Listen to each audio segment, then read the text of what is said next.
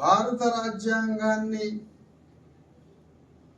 ఆ మూల సోల్ ఏదైతే ఉందో దాని ఆత్మ అంటే ఒక దగ్గర రాజ్యాంగంలో మాట అంటారు అంబేద్కర్,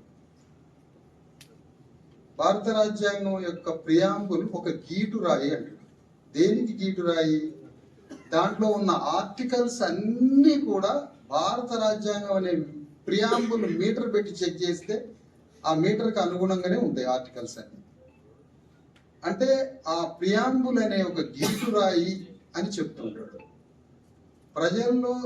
ప్రజలందరికీ సామాజిక, ఆర్థిక, రాజకీయంగా ప్రజలందరినీ సమానత్వంగా చూసేది, ప్రజల యొక్క సామాజిక, ఆర్థిక, రాజకీయంగా సమానత్వాన్ని సాధించేది ఒక రక్తపు చుక్క లేకుండా.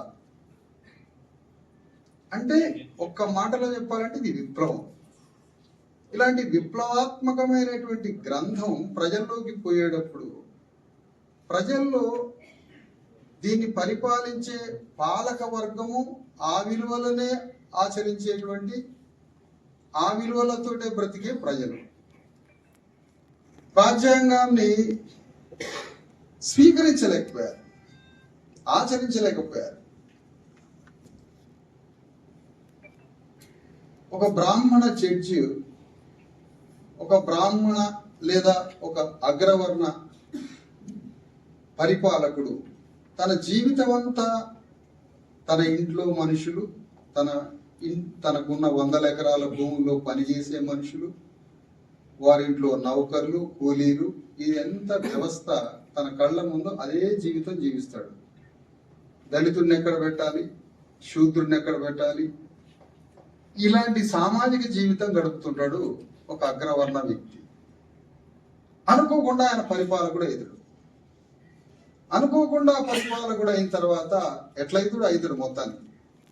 ఈ పరిపాలకుడు అయినాక ఆయన జీవించిన జీవన విధానం అంతా భారత రాజ్యాంగ సూత్రాలకు వ్యతిరేకంగా ఉంది. ఎందుకు? ఈ 2200 సంవత్సరాలు లౌకిక రాజ్యాంగం లేదు మన దేశంలో, అలౌకిక రాజ్యాంగంగా ఉంది. అలౌకిక రాజ్యాంగం ఆకాశ దేవుడు పరిపాలిస్తున్నాడు మన భారతదేశాన్ని. అలౌకిక అంటే లౌకికానికి సంబంధం లేదు, లోక సంబంధం కానిది ఆకాశ దేవుడు పరిపాలిస్తున్నాడు ఈ దేశాన్ని అని చెప్తూ ఉన్నాడు అన్నమాట విషయాలని. కాబట్టి ప్రతి దేశంలో వచ్చిన రాజ్యాంగం ఆ దేశ ప్రజలలో ఉన్నటువంటి, ఆ దేశ ప్రజల హృదయానికి దగ్గరగా వాళ్ళ నైతిక జీవన సూత్రాలకి అనుగుణంగా ఆ దేశ రాజ్యాంగాలు వస్తే వాటిని ఆనందంగా స్వీకరించి దాన్ని తగ్గట్టుగా పరిపాలన చేశారు. మన దేశ రాజ్యాంగం వచ్చినప్పుడు ఈ దేశ పాలక వర్గం, ఈ దేశంలో ఉన్నటువంటి వర్గాలు ఏవైతే ఉన్నాయో ఆ వర్గాల జీవన విధానానికి వ్యతిరేకంగా ప్రియాంబుల్ ఉంది. కాబట్టి ఎటువంటి పరిస్థితిలో ఈ దేశ ప్రధానమంత్రి, ఈ దేశ ముఖ్యమంత్రి, ఈ రాష్ట్ర ముఖ్యమంత్రి వాళ్ళు ప్రియాంబుల్కు తగ్గట్టుగా వాళ్ళ జీవిత విధానం లేదు. కాబట్టి ఒక సోషల్ వెల్ఫేర్ హాస్టల్ విద్యార్థిని ప్రపంచంలో ఉన్నత స్థాయి సౌకర్యాలతో ఆ విద్యార్థిని చదివించాలి అని ఈ దేశ పాలకుడు ఎవ్వడూ అనుకోడు. ఎందుకంటే ఒక దళితుణ్ణి, ఒక అంటరాని వాడిని ఎట్లా చూడాలని తాను నేర్చుకున్నాడో ఆ చూసే దృక్పథం నుంచే ఆ హాస్టల్ విద్యార్థికి డబ్బులు ఇస్తాడు ముఖ్యమంత్రి.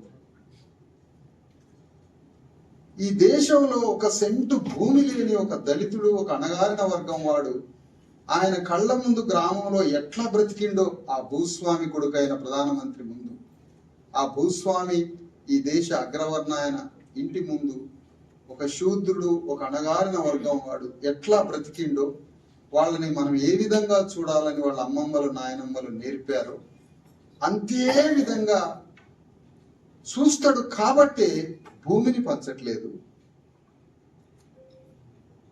అంతే విధంగా మనకి సామాజిక, ఆర్థిక, రాజకీయ రంగాల్లో సమానత్వాన్ని మనకి ఇవ్వడానికి వాళ్ళ నైతిక హృదయం ఒప్పుకోవడం లేదు. ప్రియాంబుల్ అనే దాని మీద కాసేపు ఇంకొక 2 మాటలు. ప్రియాంబుల్ సార్వకాలికమైనది, సార్వజనీనమైనది, అది విశ్వజనీనమైనది.